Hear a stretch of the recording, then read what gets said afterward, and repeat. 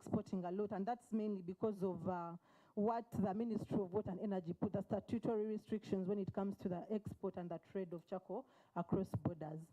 But then the imports, we realize that those have been increasing. And when you look at the year 2023, which tallies with the presidential ban, the executive order number 3, we see that imports skyrocketed at that time of the President charcoal, yet wood also is a problem. But the thing is, the amount of wood that we use to actually produce this charcoal that the urban people are using is far more detrimental than just using the people who are using wood directly, especially in the rural areas, because it involves very many things, turning that wood into charcoal, the environment impacts, and much more than that. And we can see that when it comes to the clean cooking alternatives, for example, electricity and LPG, that even with very many interventions that have been going on, the promotional efforts, the subsidies, the electricity tariff, the e-cooking tariff, and encouraging people to use the pressure cookers, the electric pressure cookers, and subsidizing those, we see that the uptake is still low. For electricity, even with the increased access to electricity, people are not still using electricity as their main cooking fuel. It's just about 1.7 nationally percent and 2.4 in the urban areas. And LPG stands at 1.1 nationally and just still 2.4 especially in urban areas. So what does this highlight? And this tallies with this, that where are these people in the urban areas that are using the charcoal? We see that our charcoal corridor is mainly in 3 sub-regions, which contribute over 50% of the households that are using charcoal in the country. And they actually are the most urbanized. These are North Uganda, South Uganda, and Kampala. And this should remind you of the map of production that we saw, and look at it in line with this, that it's mainly the urban demand that is driving actually this increased charcoal production. So as we think about moving away from charcoal, we should actually think about the population, in terms of especially the fact that we think the urban population should be able to afford. But if they are not moving, what is it that is causing this? Should we think beyond what we are currently doing, some of which I'm going to actually discuss just right now. For example, if we are to still understand who are these people that are utilizing charcoal the most, and now we are looking at it in terms of the incomes. We see that actually, as incomes increase, as the income quintals increase, the percentage of households that is using charcoal as primary cooking fuel is increasing. And if you're to look at this side by side with the utilization of charcoal, of wood, you see that this population is actually moving from wood, and they are moving to charcoal as their incomes increase, as opposed to moving to the cleaner energy alternatives. And this leaves us with some questions. First of all, we have several interventions that are subsidy-based. We assume that as people get more income, they should be able to have some more disposable income to spend on things like LPG, electricity. But if they're not doing this, should we integrate more behavioral change interventions?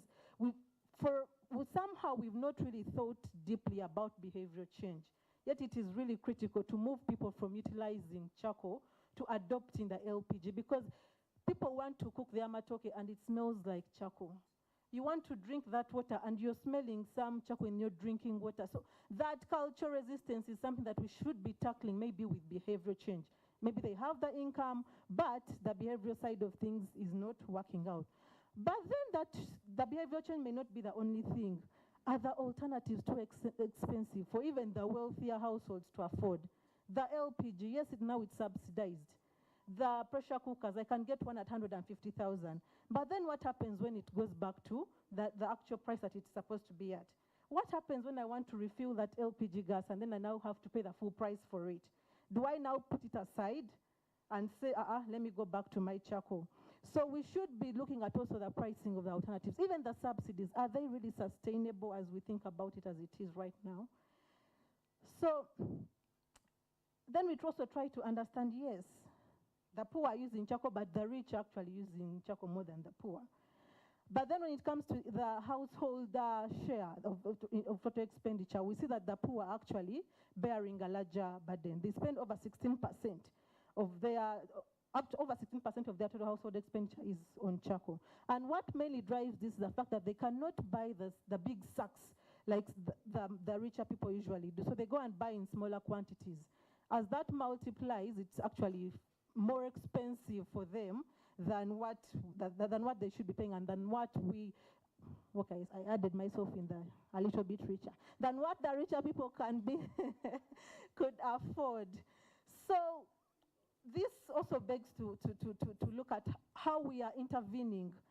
Should we actually be looking at the poor households more in terms of giving them the eco-friendly cooking technology, the eco-stoves, so they can reduce their expenditure?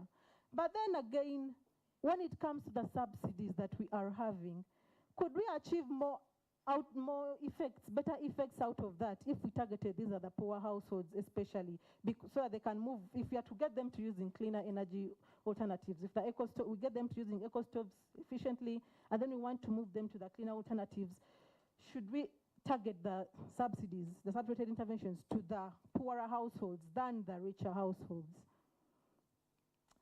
So closing the consumption or the utilization side of things, then we try to also look at the regulatory framework.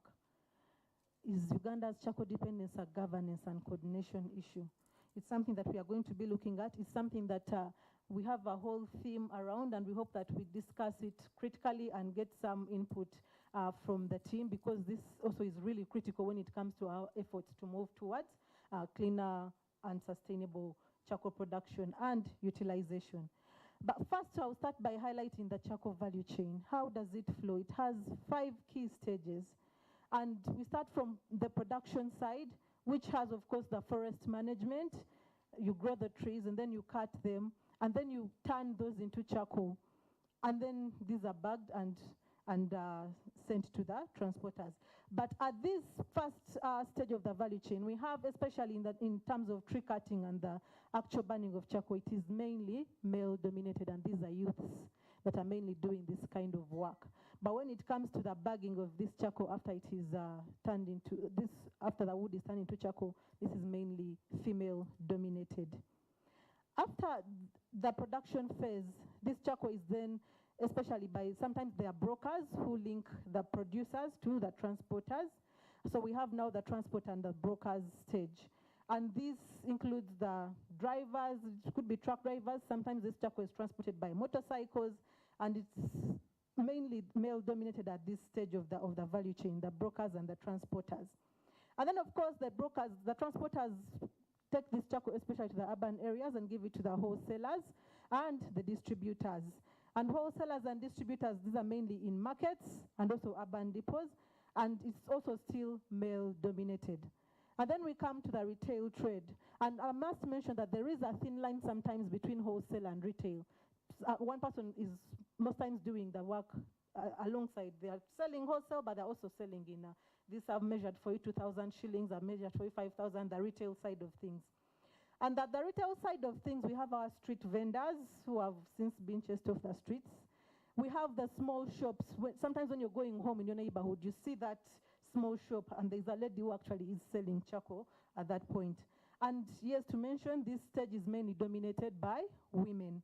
Then, of course, we have the end users, which are households, institutions, and businesses, or we call it industry. The commercial users and the local consumers. The local consumers are mainly ladies who are doing this work, they're cooking at home. And so we see that also this stage has a little bit of mainly female-dominated in terms of using the charcoal. And some of this charcoal finds its way to overseas markets, as we have highlighted. What this highlights is that the charcoal industry, it is a complex ecosystem. And if we are to manage it and try to streamline it, we need to think of it in a very coordinated manner. Because at each stage of this value chain, there's implications for livelihoods, and both direct and indirect, that we have to think about as we think of our movement from charcoal production and utilization to using more sustainable methods. And that ecosystem, when you look at it, the complication is actually also it's also complex when it comes to the coordination side of things. And we are asking ourselves, is it a case of too many cooks? We all did that English. Too many cooks spoil the broth. So you look at it, for example, if you're still looking at it looking at the value chain approach of things, At charcoal production, we have mainly the Ministry of Water and Environment, which takes a strategic role when it comes to the production side. But then it works through the National Forestry Authority, which has since been brought back to the mother ministry. And the National Forestry Authority is in charge of the central forest reserves of the country, managing them and managing how forest products are utilized and transported and things like that. And they mainly work through the district forestry officers. But then we also have at the district level what we call the district forestry services, who are supposed to be in charge of the local forestry resources. And this is just to note that the central forest resources, they comprise just a small percentage. It's mainly the local forestry resources that are the biggest forest resources that we have. But then when you look at the district forest services, some districts actually do not even have these in existence. And if they do, these are largely underfunded and understaffed. So you ask yourself, okay, if we are not paying attention to how these are managed, especially the local forest resources, how are we going to move into sustainably utilizing them? And to mention also at the local level is that there are also cultural leaders. For example, if you go to the north, the shea trees, to cut down some of these trees, you need to get permission from the local leaders. So they also have a vested interest in the production side. Then, of course, we have NEMA, which really overlooks our environment, and district local governments who are in charge of especially giving the permits to the charcoal burners and all the charcoal producers. And then we move on to the transport and brokerage side of things. And this is mainly the district local governments because they give those movement permits. And also they work alongside the Uganda Police Force to enforce that where you go to and source your charcoal is actually in the right way and that you've used the right methods and you have the clearance to do what you did, to turn that wood into charcoal. And then wholesale and distribution, we take it together with retail and trade. It's mainly the local authorities because when it comes to the markets, they're the ones who decide how the market is organized and how people are trading, how licenses are given out and things like that. And then the end user, it's mainly the Ministry of Energy and Mineral Development, which now looks mainly in terms of encouraging people to move from the biomass to the cleaner cooking technologies. And also that tries to encourage people to use the producers to use cleaner cooking technologies. They come up with these cleaner cooking technologies, cleaner alternatives, and encourage that movement from the less sustainable to the more sustainable way of doing things. And we have cross-cutting players, Office of the President, Office of the Prime Minister, Ministry of Finance, NPA, UBOS, UNBS, academia, and research, and of course the development partners as well. And what this ecosystem and the different coordination entities highlights for us is that it's a case of unclear institutional coordination. And just to mention that this is also shown by the way it cuts across two development programs, that is natural resources and sustainable energy. So you ask yourself, who is taking lead at what stage? Are the different entities working and collaborating closely together in the solutions that they're coming up with so that we see that there is that coordinated effort in moving our charcoal industry into a more sustainable industry? What about the policy, legal, and regulatory framework? And I'll just highlight that, yes, there are different laws, policies, and regulations at the different stages of the value chain. But to highlight at the production stage, these policies, the laws, and the regulations, they're mainly focusing on like the production. I do not want to put the word sustainable for it because sometimes there is differing ways in what we state and what we actually do, the issue of weak enforcement of these laws. But when you look at it, they're trying to manage how the forestry products are managed, how they are, if you're going to cut down, you need a permit, and things like that. But then even within themselves, you realize that there are some contradictions. For example, if you look at the National Forestry and Tree Planning Act of 2003, it's at the national level, and what they're looking at is really the efficient or sustainable management of forest resources. But then we have the Local Government Act. The same, we give power to the local governments to set ordinances for their different local governments, the different districts that they work with. But these ordinances, most of what they're focusing on is how do we get resources, revenue from these very forestry resources. So realize that as one is focusing on sustainability, another is focusing on income, and they do not mind whether they've given you a permit rightly, whether you've done the work rightly. So there's also that uncoordination at the national and also local government level. And then realize that there is, when you look at brokers, these people are operating in a vacuum. They're largely informal, so do we want to think about how to regulate the brokers in this value chain? Do we want to incorporate their regulation into some of these other already standing, because they play a major role in this industry, in the charcoal industry. And then, of course, when you see transporters, it's mainly how you transport. If you have a permit and things like that, those are the laws that are surrounding the transport stage of the value chain. And then at the trade level, it is really the markets ordinances and local government market ordinances that really just state how a market is really organized. That, okay, we have the food here, we have the charcoal behind and things like that, but nothing really speaking to maybe linking it to sustainable, that maybe we should look at where you bought your charcoal, is it sustainable, and things like that. And then for consumer, the consumption side, the utilization side of the framework is mainly looking at moving people from using the biomass to using cleaner alternatives. In the energy policy, renewable energy and biomass energy strat, and also the energy transition plans. So what this highlights is that actually production, for example, and utilization, they're all trying to achieve less. They're rightfully what they're supposed to achieve, but then they are not coordinating in this. Because you have to speak to each other. As you think managing forestry, right? You have to think, okay, they're coming up with alternatives. Are they the right alternatives? Are they rightly priced and things like that? So realize that there is no really law or policy regulation that is speaking along the entire value chain. They are working in what we would like to call silos. And then there is weak enforcement of the same. Yes, we have them beautifully written down, but are we actually living up to what we have written down? And then just to summarize the governance and coordination dilemma, the issue of fragmented authorities. We have the local officials, we have the government agencies, we have the traditional leaders. This has brought about issues when it comes to coordination. There's some lack of coordination here, which has brought a few vices in the charcoal industry. For example, illegal logging and unregulated production, which has had environmental impacts, the deforestation and the environmental degradation. And then, of course, we have corruption and bribery. For example, if you're moving this charcoal along, you have to put some money along every stage that you pass, the transport routes, and then the smuggling, some of it that is going to other countries rightfully. And the black market, because there's a ban, people find a way to, still go around this. But also that highlights the fragmented authorities. Who is doing what in the charcoal industry? Are they speaking to each other?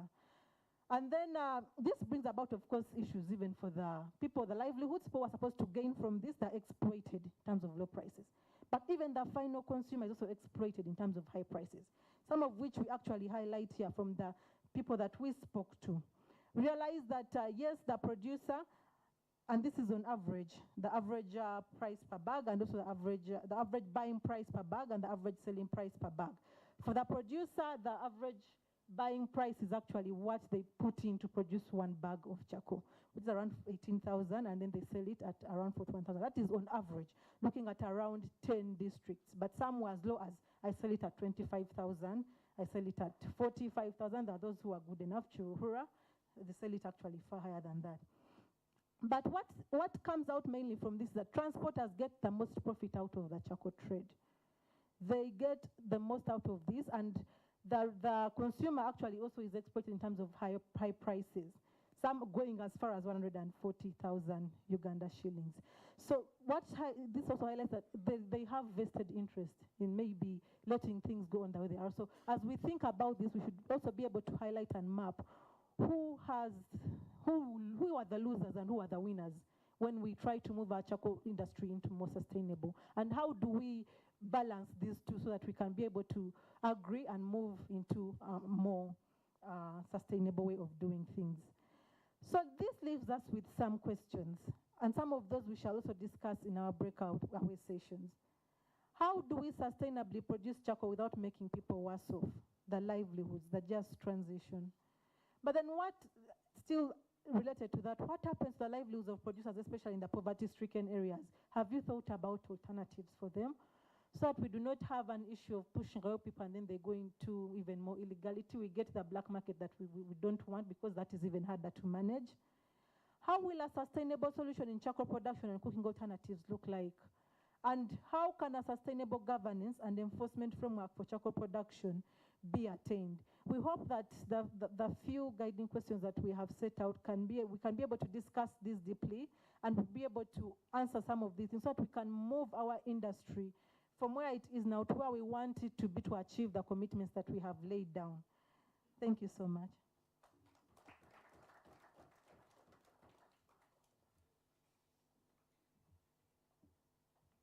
Thank you so much, Dr. Linda, for bringing out all those dimensions to this issue that we are discussing today, of how to sustainably produce charcoal. And one thing really tickled my mind as she was presenting. That was the export and import of charcoal in the region. And I said, but when she was presenting the regulations, the laws, the policies, all of them were inward looking. They were domestic. And we are within the EAC. And that's where we are trading. And the other thing that struck my mind was Ministry of Trade doesn't appear in the picture. And charcoal is big business, from what Linda has demonstrated. So there's a lot. As Edie said, what can we do differently? This was a time where we're supposed to show you a video giving experiences, lived experiences of the people involved in the value chain. But unfortunately, we've been let down by the team we've been working with. The video is not here with us. So we also have to co-create and think differently how we can use this time. And my thought is we can use 10 minutes, because the video had only 10 minutes, to highlight, to discuss, to give some short feedback on what Linda and Edie talked about this morning, and then we can quickly go to the next agenda, where we have to break into groups and discuss in more details, because we want to live here with solutions, strategies, policy interventions that we shall have to, and commitments. It's not enough to have the strategies laid, the policy interventions, but we need actors to live here with some commitments on what they think they are going to do after this dialogue. So, open, the floor is open. If you want a mic, please, by show of hand, then it can be passed to you to make some quick comments, questions, or even supplements on what we've had so far since the morning.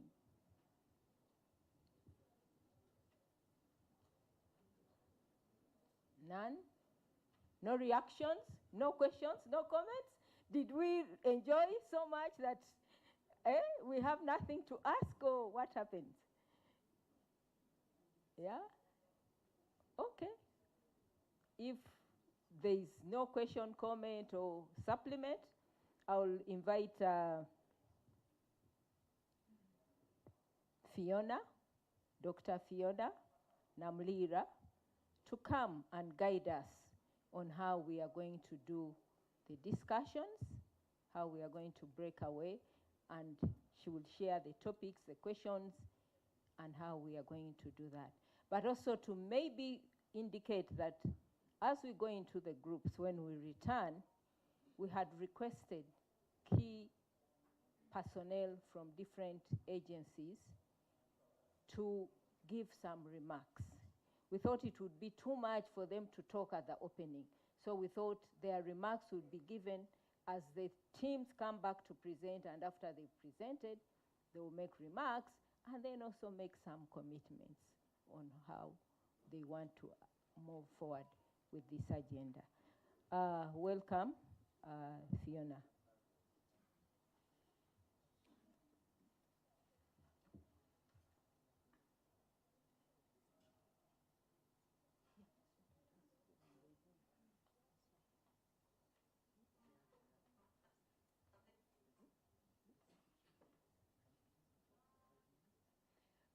I've been told that Kijani is what? Private sector? Okay, that we have our colleague from the private sector, Kijani, will use those our 10 minutes to have him briefly. We're giving you only 5 minutes to tell us your story of Kijani, and the newsletter is before you on your tables.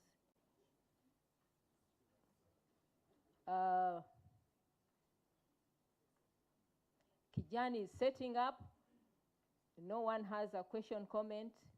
Please, tea is still available.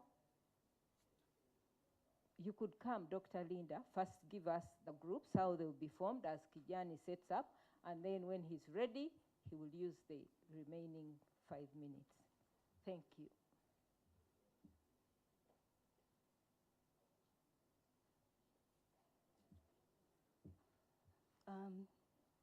Thank you so much, Madam Liz.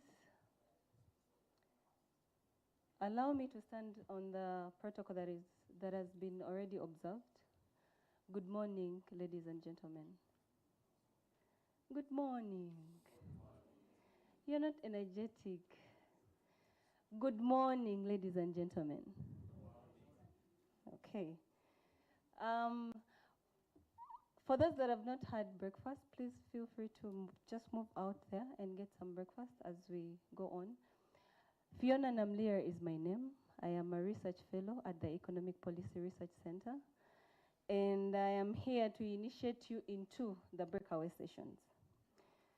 But before we go there, maybe I want to first appreciate the EPRC team for what it has shared so far, the rich keynote, the insightful presentation by Dr. Linda. Now, that is the side of EPRC. But the other thing, which is actually very important as well, is you as key stakeholders. You ready?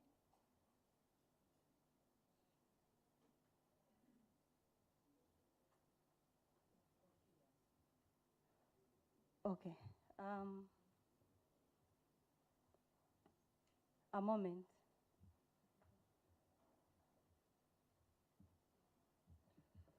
Thank you very much. My name is Michael Tebere. I am Director for Government and Partner Relations in Kijani Forestry Limited. Our presentation is titled The Horns of a Dilemma. We are rethinking modern charcoal supply chains, markets, and livelihoods in northern Uganda. We are context specific here. Next slide, please.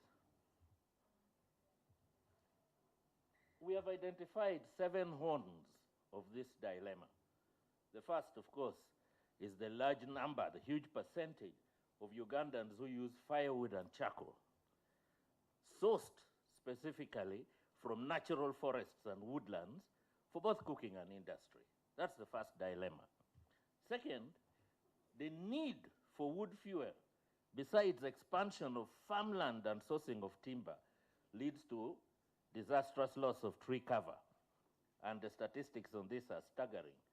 Global Forest Watch says Uganda is the third at the fastest levels of tree cover loss globally. Okay, 72,000 hectares are lost per year.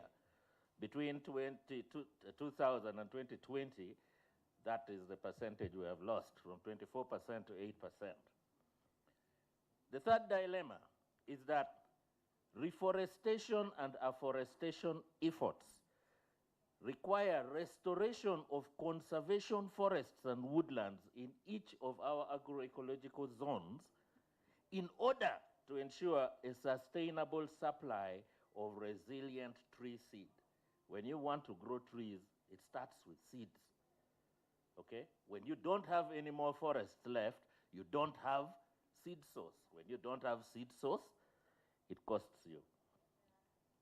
The supply, a sustainable supply of resilient tree seed, requires establishment of well-managed, decentralized tree seed collection and banking system based on these agroecological zones in order to supply tree nurseries. We need this tree supply system to be resilient meaning seed has to be collected from a wide genetic pool. As it is now, when you count seed sources, there are so few. We are actually shrinking the genetic pool from which our trees are growing now. The fifth dilemma, ensuring adequate supply of charcoal and firewood, requires take-up of a new enterprise, sustainably farming wood fuel. Okay? We need this enterprise to be picked up by both smallholder and large-scale farmers. We'll show how Kijani has been able to do this. The sixth dilemma is efficient conversion of wood fuel into charcoal.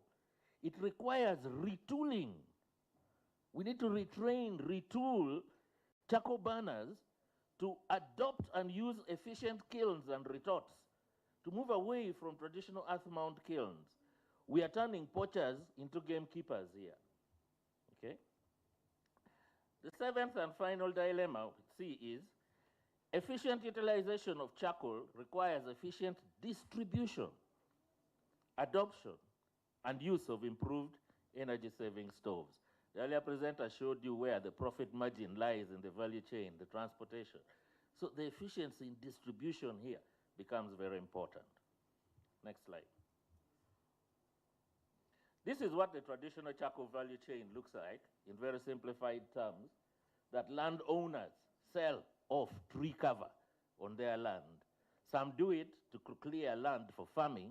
Others do it just to get the cash from the trees. The charcoal burners move in. Charcoal burners are not necessarily self-employed. They are employees of someone, okay? As an employee, this person is paid very low wages. What we noticed in northern Uganda is many professional charcoal burners from outside the region come in because they have an opportunity to do something else, and that is plant marijuana while out there burning charcoal, you see? So the charcoal burner comes in with a dual purpose. The transporter moves in to move the product, okay? The wholesaler sells it on to the distributors, the retailer, eventually the consumer. And the consumers are local and international, as we saw earlier. Next slide. The system we are proposing from our observations on the ground changes this value chain. It extends it further back and moves it further forward as well. Further back, we want to start the process in the context-specific situation we face, looking back at the dilemmas we face, to reach further back and start with forest restoration. Why? We want to restore conservation forests in strategic locations across the country to ensure a regular supply of our indigenous trees. So that starts and then establishes the natural seed orchards that allow us to establish a decentralized, resilient tree seed collection and banking system, okay? Then, from these seed banks, we are able to supply various nursery operations, tree nursery operations across the country to be able to raise seedlings and start cultivating, okay? And then it goes to the tree growing, where we now have woodlots and plantations, through to the charcoal production, warehouse operations, distribution, retailing, to consumption, the market. Next. But let's differentiate between traditional charcoal and modern charcoal, because in this differentiation is where we understand why we have to transition from the old to the new.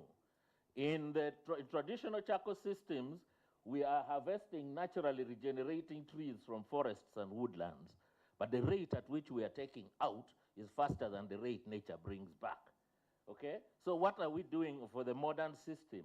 We start by domesticating or adapting indigenous tree species that are sustainably farmed in woodlots and plantations, okay?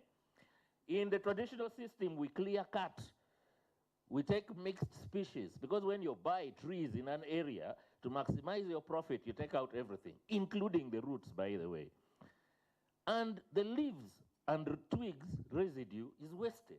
But in the modern system we are proposing, we are doing selective harvesting, single species, leaf and twig residue is recycled into biochar, okay? The production methods are low, on the one hand, traditional is low efficiency, high emission earth mount kilns with significant air pollution and greenhouse gas emissions. But in the modern system, we're introducing higher efficiency, low emission kilns and retorts that condense smoke into wood vinegar. This wood vinegar has got very many uses as well, okay, that the farmer benefits from. The governance methods. In the traditional system, we have individual licensing systems inadequately policed by local government forest officers and rangers. And when you imagine that a local government has one forest officer and 2 forest rangers, then you can imagine how it is policed, okay? But in the modern governance, we intend to create associations of sustainable wood farmers in a sub-county, for instance, with farm-to-market chain of custody, traceability, transparency, and accountability systems. Kijani has a very advanced one that can suitably trace a tree from farm to market. Next slide. The yields differ 10 to 20% for the earth mount kiln, all the way to 30-40% for the improved Casamance kiln. Retorts can go up to 80 and 90%, okay? Then in the product quality, sizes vary, quality, etc. But the marketing system is also where we bring in lots of modernity. We are saying, in the traditional system, our charcoal is poorly packaged, untraceable, and branded, sold by bulk, okay? A cavera full, a katasa full, a basin full, a sack full. We are saying, let's now change to evenly sized, packaging it appropriately, branding it, okay? And you can read from the brand what's in the package and understand what species of charcoal it comes from, and then it's sold by weight. Because we are able to sell by weight and it's properly and cleanly branded, the retail outlets multiply. As it is now, you go and buy charcoal from the dirtiest part of a market, okay? The environmental impact is clear. Degradation and deforestation of natural forests and woodlands, loss of biodiversity, etc. We reverse that in the modern charcoal value chain. Next. Very important, criteria for selection of wood fuel species for modern charcoal. When we as Kijani set about doing this as a business, we said, what kind of tree species should be used for charcoal? Most important, let it first be an indigenous, non-endangered tree species that is non-vulnerable, non-threatened, okay? Because then we are conserving nature, all right? It should be fast growing for a short rotation, okay? Because a farmer needs to have their return on investment. It should be able to coppice so that you plant it once, it grows back again, you harvest it again and again in rotation. It should yield a relatively high calorific value as charcoal. It should be at least a dense form of wood that generates the required heat. When it burns, the smoke shouldn't be so too toxic. Some pieces of wood actually burn and you sneeze so badly, you don't want to put it in your fireplace, okay? So from these criteria, we identified in the Acholi or Middle North Agroecological Zone, Acholi Lango, parts of Bunyoro, we identified these 6 species: Acacia polycantha, known as white thorn in English, locally known as Okorongono in Acholi; Albizia lebec, East Indian walnut; Melina arborea, known as white teak; Macamia lutea, the Nile tulip tree; Senna siamea, or the castle tree; then Terminalia glaucensens, the velvet leaf tree. These are very good, they coppice well, and within 3 to 4 years, by the beginning of year 5 at the latest, you are harvesting, okay? Next slide. So, what are the stages of this modern charcoal supply chain that we found to be very useful in the context of northern Uganda? We are saying selected conservation forests can be leased to sub-regional national universities. We as Kijani can work with these universities to restore these conservation forests into natural seed orchards. generating carbon credits for these subnational universities, okay? But most importantly, we now have the tree seed, okay? The sub-regional national universities can then establish the decentralized, resilient tree seed collection and banking systems. So the university now has an additional task, seed banking. You'll see the importance soon. Tree seed from these seed banks now ensures sustainable wood fuel production through the smallholder farmer woodlots and large-scale farmer plantations. When you have a steady seed source, now you own the production, you own the process. Warehouses for bulking, packaging. All right, traditional charcoal burners are retooled in efficient charcoal production skills and equipment, etc. Then the warehousing, where bulking, packaging, branding of modern charcoal for distribution takes place. And of course, where local governments can now administer the system efficiently from. By having such a warehouse in public-private partnership, through a public-private partnership with a sub-county, for instance, we are bringing the revenue to the sub-county, reducing the costs of a local government officer running around to 150 farms to collect revenue. All of it is governed digitally with a farm-to-market chain of custody, traceability, transparency, and accountability system.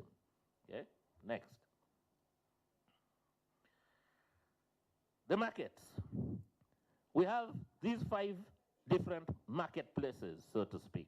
The first, the Sustainable Wood Fuel Farmers Associations can be put together at sub-county level. Then the modern charcoal producers and carbonizers, okay, who move from farm to farm. Then the public-private partnerships with the sub-counties for these warehouses where the bulking, packaging, and distribution takes place for markets, and then the distribution itself out there through various retail outlets. These are the new markets that we envisage this modern charcoal industry creating. Next.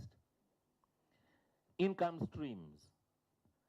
Very, very important in all of this. Who gets what, where, when, how. The restoration, carbon credits, okay? We identify the appropriate conservation forests. We are going to earn as a country carbon credits from these.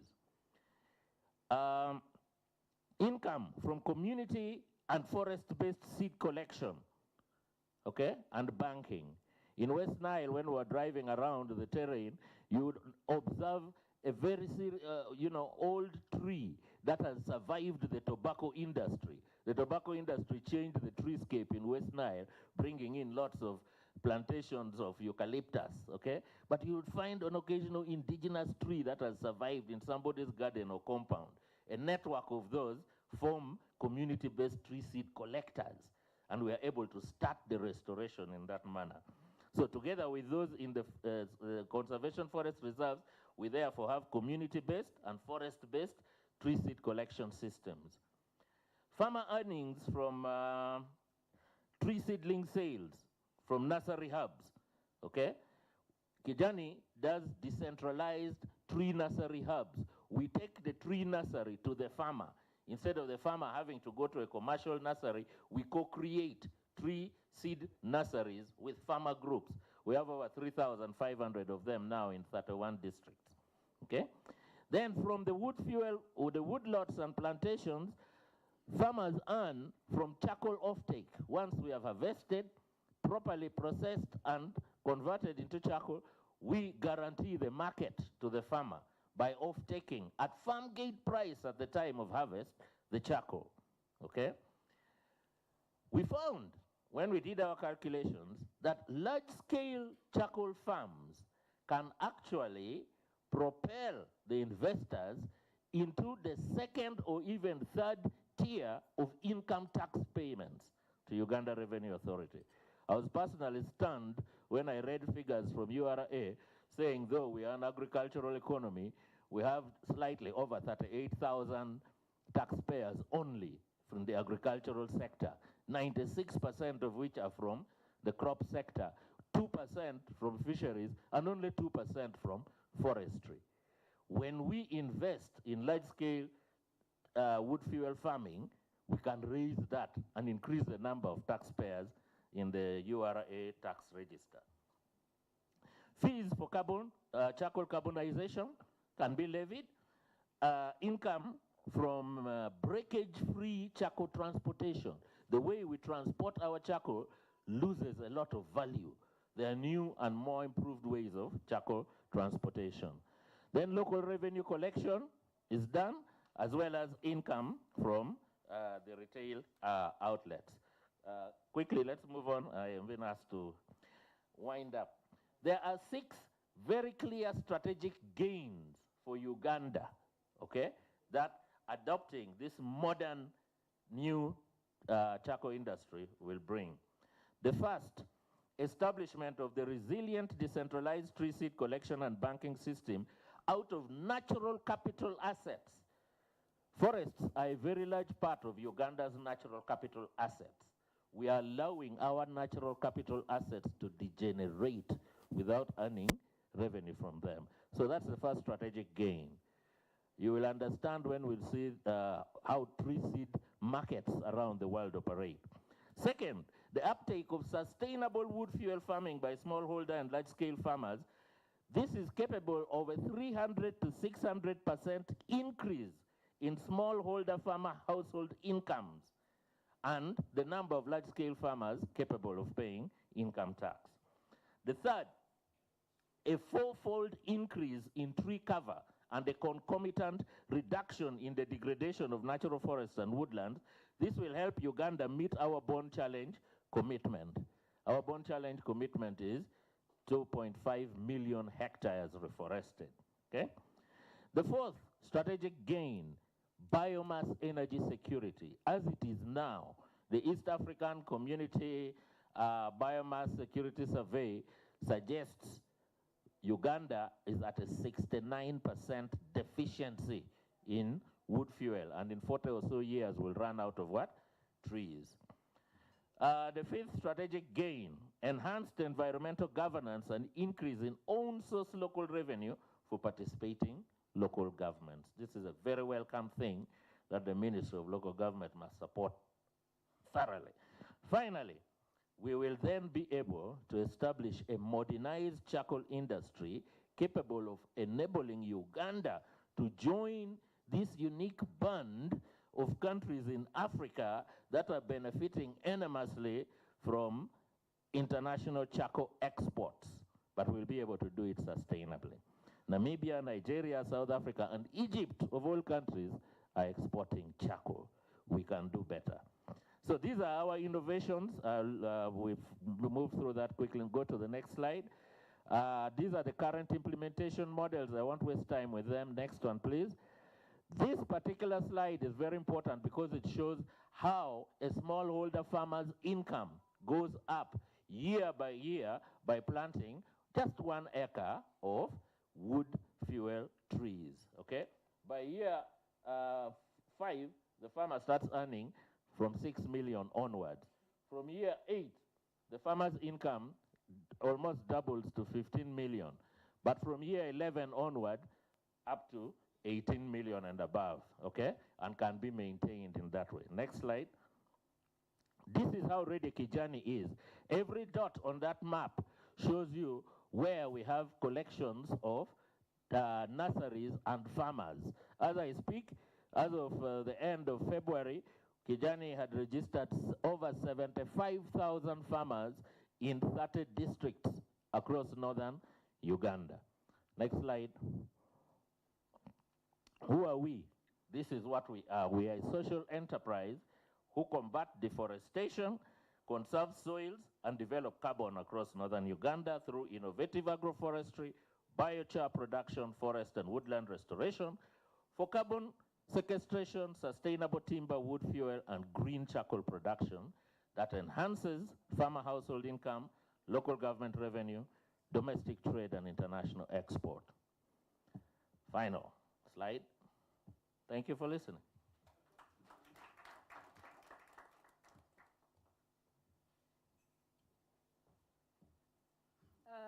Thank you so much, Michael Tebere from Kijani. You have really started answering that question that was posed at the beginning. What can we do differently? You have shared an intervention or several interventions that can be put in place in terms of ensuring sustainable charcoal production. You've given us a lot of food for thought. We people were still at the evidence side, looking at the socioeconomic implications and all that, and now you have brought in the practical interventions and also the costs implications of those interventions. Thanks so much. Allow me at this time to also recognize the presence of honorable members of parliament in our midst. We have Honorable Sheila Amanio Draville, woman MP-elect of Mukono District. You're most welcome. We have Honorable Claire Mugumya, who was here at the beginning from MP Isingiro. And then we have Honorable Angura Frederick. He's a member of parliament. I don't know what region, but what constituency represents, but he is a member of the Natural Resources Committee. And I'm sure all the other members are also members of the Natural Resources Committee. So we are really delighted to have you here. As you can see, the discussion is hinging on partly what policy measures do we have to put in place to ensure sustainable charcoal production, as well as what kinds of programs and interventions can we design. I've also been informed that our video is ready. We've heard from the research side, we've heard from innovative approach from civil society, private sector. Now let's hear from the other stakeholders who are not here with us. What did they have to say as we went out to the field to ask about this sustainable charcoal production, how they look at it, what challenges they face, what solutions they propose, and other issues that affect them as they participate in the value chain. Are we ready to roll? Okay, roll. Omurimo gw'amakara ekyandeetiire naazamu nkaba naabiire ninyetaaga sente. Obwetaavu bw'amanda bukyali bungi. Charcoal comes in at hours we do not know. Sometimes charcoal is brought at night. If we were caught actually burning charcoal, then you have to pay a fine.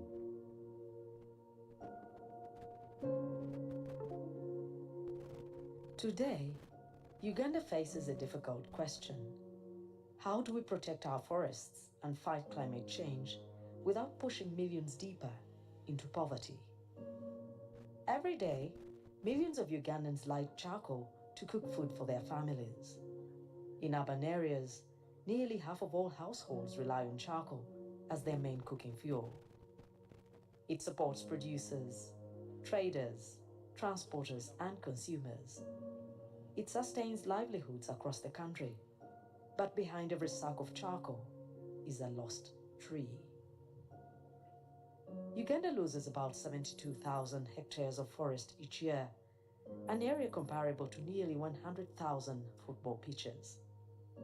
Between 2000 and 2022, forest cover decreased from over 3 million hectares to less than 2.5 million. Over the same period, charcoal production and consumption tripled. As people use charcoal for energy provision in their homes, it also has very many negative effects on the environment. Especially one, they have cut the trees, they are actually reducing on the vegetation cover, meaning they are also reducing on the carbon sinks because the trees are able to absorb the carbon in the atmosphere. The cost of charcoal is not only environmental, but also economic. Amanda nga gavuddewo olwaleero okusookera ddala twasooka ne tukifunako ne batusiba obutagajjaayo essayidi eri gye twali mu Uganda. Bwe baamala otusiba obutajjaayo manda twafiirwa ssente zaffe nnyingi. Twagendanga mu banka n'oginnyonnyola n'ekuwola essente okutandika mu busobozi bwo. That time when they started enforcing those laws, the prices of the charcoal went up, was increased, and then even the demand was high, but charcoal was scarce, and then very expensive. Getting it was very difficult. So most people just resorted to using firewood. Ekiragiro kya gavumenti ihanga ryona nikikwata ihanga ryona kandi tukyendera ha biragiro bya gavumenti. Kuba kushara mubagira ngu banezeho ntwikiriza bwo kuba tutine cyo gukora. Konka nibaba batukosa. Amakara n'umurimo gurumwa abantu bingi. Ahubwo kuba tuganyirwa mu kingi. Ahubwo kuba amakara nugo gatworire. Nugo gwayorire n'abana bitu nimpanya nugo garabora. Ahubwo kuba nugo umurimo gwitu. Charcoal is more than just a commodity. It acts as a survival strategy. Although it impacts health and the environment, it remains the most accessible cooking option, even with cleaner alternatives available. It is the cheapest that I can afford, and it is the one that we can buy in town here. In charcoal, I can spend like 15,000 a week. Uganda's climate and conservation objectives are urgent, but so are poverty reduction and the expansion of energy access. This is not a choice between forests and people. It is about creating policies that safeguard both. The government has taken significant steps to achieve this balance. We have been using the Executive Order number 3 as guided by His Excellency the President on environmental degradation.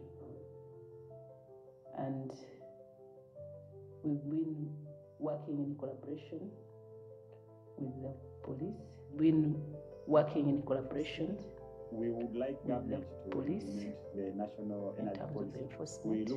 We would like government to implement the national energy policy.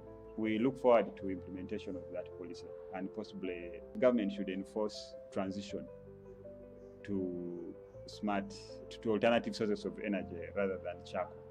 The government doing the project of promoting gas at a lower price has increased the numbers of people refilling and using gas. Yet significant challenges persist. Access to clean cooking remains limited, and alternative fuels are often expensive, amidst other constraints articulated by the stakeholders. Gas tasoboka era gas abantu batono nnyo abamulina. Okumanya nti noti gas tasoboka. Bw'obeera mu Kampala, ng'obadde mu Kampala, bw'otunuulira abantu abalina gaasi batono nnyo. Amanda gano gatandikira ku siringi 5 okudda waggulu. Enforcement, yeah, we kind of lack manpower. Yes, we have the police on roadblocks, but that is not sufficient enough to curb people who are illegally, trading in charcoal. Then the other is politically related. At times you impound charcoal, and at times maybe receive calls from up, telling you to not overstep, and that kind of affects our work in terms of regulation for the charcoal trade. We are dwelling on sensitization and creating awareness amongst the community that as government moves on to ban the use of charcoal, we should be thinking of an alternative way of survival. Therefore, the path forward requires a balance of policies that protect the environment and livelihoods that generate income and revenue. This calls for cross-sectoral policy action as highlighted by experts and value chain actors. If the price of electricity is down, the gas is cheaper, then we make charcoal expensive. People will go for those alternatives. So the reform we need now is to see that we have change for the prices for alternative, the energy for cooking. Since we can't get rid of charcoal production completely, we also need to intensify tree planting as a reform. Previously, there was a requirement that each person should at least plant a specific number of trees. With the programs that government has brought, like most especially PDM, we are focusing on the subsistence households that are the users of the charcoal, and also Those are the very households that are involved in this business. So we are giving money, we have given money, we are still giving out money to those households. We are thinking by that, people are going to look for alternative businesses. The task before us is not an easy one if we are to realize a just transition that recognizes both our environmental responsibilities and the realities of poverty. The future of our forests and our families relies on getting this balance right. Between the forest and the flame lies a choice to protect Uganda's natural heritage, a choice to expand energy access, a choice to safeguard livelihoods. Let us join hands to shape a future where Uganda wins on all fronts.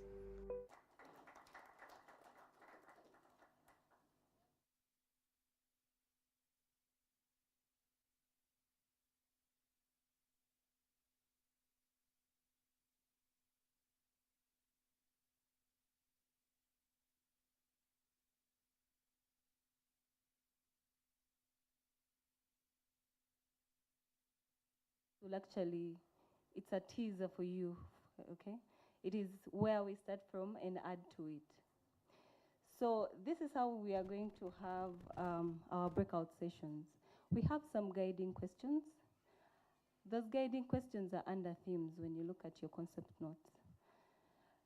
So we have 3 themes, meaning that we are going to be splitting into 3 groups, okay? And each one of us, of course, with those guiding questions, we are not limiting you to only those guiding questions. You are actually free to give us more of any other content that we might have missed out. We may not have captured everything, so we are riding on the fact that you came out, heard our call, and came through to get some more information in order to feed into the policy making, because EPRC is an evidence-based policy research think tank, and we value the ideas, or we value your input to our products. So without them, we can actually not come out strong to guide policy. And with that, we have 3 themes, as I've highlighted. The first theme looks at the supply chains, the markets, the livelihoods. In here, we'll have things to do with who are the winners or who are the losers if we have a transition from charcoal to clean cooking. Then we have another theme that looks at viable or scalable clean cooking alternatives for those that are actually comfortable in that section, in that the group. You can join theme 2. And under this theme, we are basically looking at, there are very many things that have been done so far as regards to trying to promote the alternatives. However, what is going to work, or what is working, and for that is working, how can it be scaled for it to be effective? As you remember, Dr. Linda highlighted that when we are targeting charcoal, you'd think it's the poor people using it, but it's also the rich people using it. Then also, it is consuming most of their incomes. However, you're bringing in something, an alternative, that does not look cheaper. So looking into that, those alternatives, what models are best and how can they be scaled? Then we have theme 3, that is the policies, aligning policies, the regulatory framework, still in the charcoal value chain. How can we work together? How can we work coherently as institutions? So for each of these themes, we have chairpersons.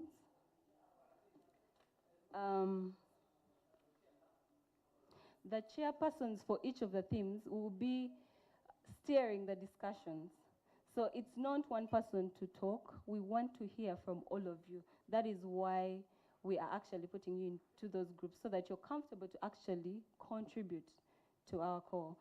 And the chairperson for theme 1, that is the supply chains, markets and livelihoods. That is, we'll have Mr. William Wamenu, Senior Forest Officer, Ministry of Water and Environment. Please stand up.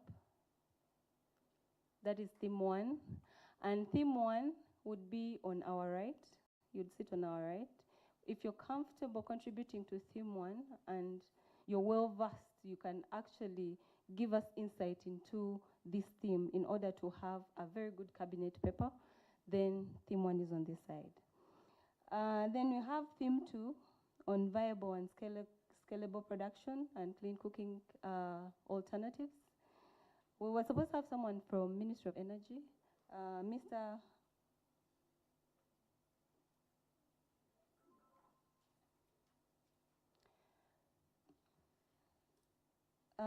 Myanja Hatimu.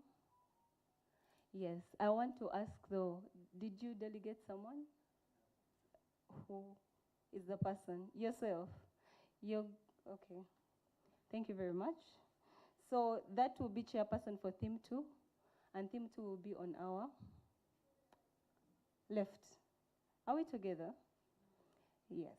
Okay. Then we have the last theme on policies, aligning policies, regulations, and institutions, and financing for a charcoal-free future. That will be chaired by Commissioner Felix Nelly Olum from the Office of the President. And theme 3 would be at the back. Okay? So in all this, each of the teams is going to be attached to EPRC staff in order to guide, to also contribute to the discussion and guide the discussion. So I kindly request that for each team, you have a secretary and you also have someone to summarize and take notes that you're going to present, because in our next session, we are going to have your presentations to hear from what you discussed in those breakouts.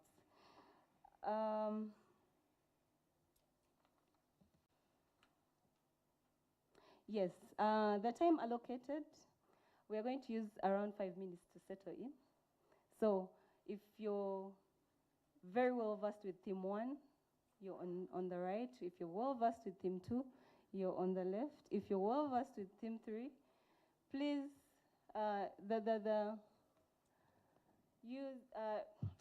refer to the concept notes to actually see where you would contribute more. As I was saying, we are going to use 5 minutes to settle in our different groups.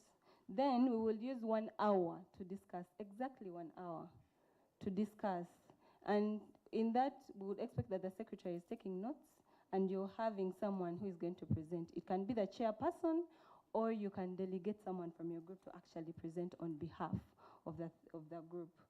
Then we shall have 25 minutes to wrap up, and make our presentations, then come back. So it is 1 hour in total and 30 minutes. 5 minutes, let's go sit. 1 hour, let's discuss. 25 minutes, let us wrap up and prepare our presentations. Then we'll come back and have presentations from each group for around 10 minutes.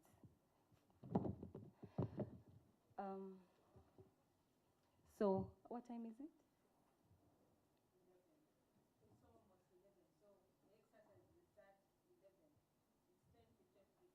10:53.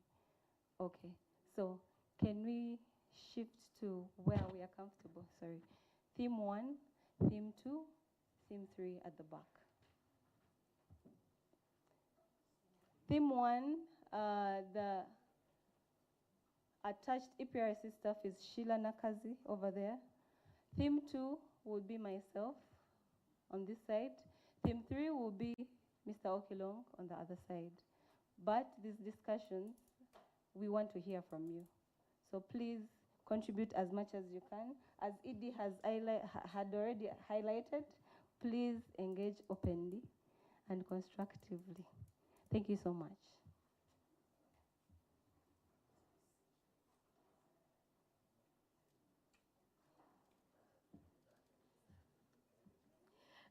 As you move to the groups, I had someone wondering, two questions. One was, move please to where you want to go, around the gender. That does EPRC have on the women? It's just coincidence today. We have a balance actually at the center. It's 50-50, male, 50, female. But today, because I think charcoal is more appealing to us women who cook, also the researchers found that more women got involved in this particular study, but there are also men. So just to allay your fears, we are a balanced, gender-balanced organization. And some people are also wondering, why are we engaging in these group discussions? To emphasize that the group discussions, one, are to enrich our research, but most importantly, we want to come up with a communique at the end of this meeting, where we have some resolutions and some commitments that will be shared with relevant MDAs, one of them being Office of the President, on which direction they should take as regards regulating the sector. The other is Ministry of Energy. The other is Ministry of Agriculture, the one for forestry. So it's not just for research purposes, but it's also for coming up with products that we'll use to inform government interventions. Thank you very much.